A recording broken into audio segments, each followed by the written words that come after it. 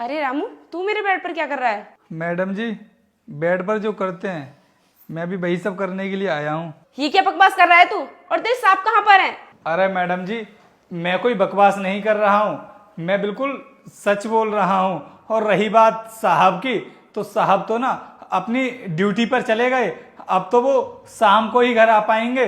अब इस घर में मेरे और आपके अलावा तीसरा इंसान कोई भी नहीं है। तो मैडम जी, हम जो चाहें ना वो आराम से कर सकते हैं। अगर आपकी इच्छा हो तो बताओ। तेरी हिम्मत कैसे हुई मुझसे ये सब बोलने की? और तेरे साथ मुझे बिना बताए चले गए, मुझे बताया भी नहीं। मैम साहब, आपको नहीं बता कर गए इसके बारे में मुझे तो नहीं पता, लेकिन मुझे जरूर बता कर गए थे और बोल रहे थे कि रामू, अपनी मैम साहब का ना खूब अच्छे से ख्याल रखना। मेरे ना होने पर उसको कभी भी किसी चीज की कमी महसूस नहीं होनी चाहिए। इसीलिए मैम साहब, मैं तो आपका ख्याल रखने के लिए ही बोल रहा हूँ। तेरे कहने का क्या मतलब है कि मैं अपने पति को छोड़कर तेरे साथ रहने लगूं? नहीं मैम साहब, मैं आपसे ये नहीं बोल रहा हूँ कि आप अपने पति को छोड़ करके हमेशा हमेशा के लिए मेरे साथ रहने लगो। मैं तो बस आपसे इतना बोल रहा हूँ कि कुछ टाइम आप मेरे साथ भी बिता लो। वैसे भी साहब ज्यादातर टाइम तो ड्यूटी पर ही रहते हैं, वो कहाँ आपको टाइम दे पाते हैं। मैं आपके घर में ही रहता हूँ और वैसे भी सारा काम काज तो मैं ही करता हूँ।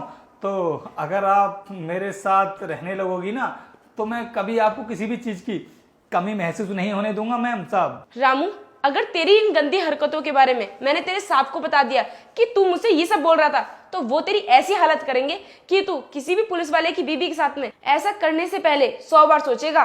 तो मैम साहब, आप मुझे एक बात बताओ, अगर मैं आपको खुश रखूंगा तो क्या आप साहब को हमारे बीच जो कुछ भी हुआ उसके बारे में बताओगी? नहीं बताओगी ना। अरे आप क्यों बताओगी जब मैं आपको खुश रखूंगा? और मैं भी नहीं बताऊंगा क्योंकि आप मुझे भी तो कंपनी दे रही हो।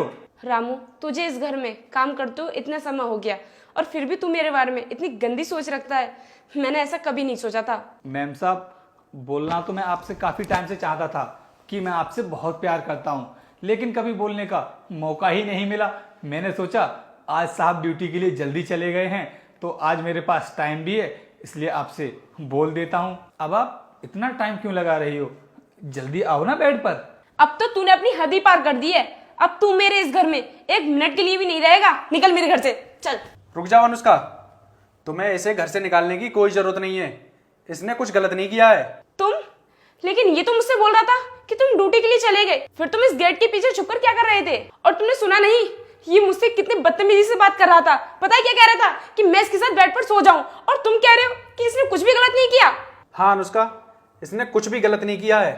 इसने जो भी बोला है ना तुमसे, वो सब मेरे कहने पर बोला है। क्या तुमने इससे बोला था इतनी घिनौनी बात बोलने के लिए? लेकिन क्यों? अनुष्का, मैं तुम्हारे कैरेक्टर का टेस्ट ले रहा था। मैं जानना चाहता था कि तुम मेरी पीठ पीछे मुझे धोखा तो नहीं दे रही हो।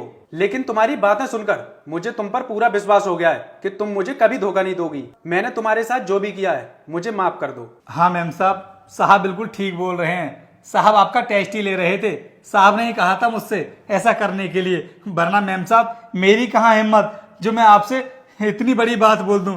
मैम साहब, आज तक मैंने आपसे ऊंची आवाज में बात नहीं की है, तो इतनी बड़ी बात भला मैं आपसे कैसे बोल सकता था? वो तो साहब के कहने पर मैंने ऐसा किया था। रामू, इसमें तुम्हारी कोई गलती नहीं है, सारी गलती इन्हीं की है, क्योंकि इनको मेरे ऊपर भरोसा ही नहीं है। नहीं नहीं अनुष्का, मुझे तुम पर पूरा भरोसा है। बस थोड़ा सा डाउट था, वही क्लियर करने के लिए मैंने ये सब किया।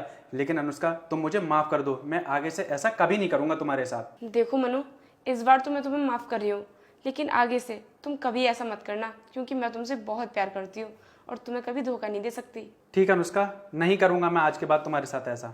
रामू, तुम जाओ अपना काम करो। जी साहब। मैम साहब माफ कर देना अगर कोई गलती हो गई हो तो। कोई बात नहीं।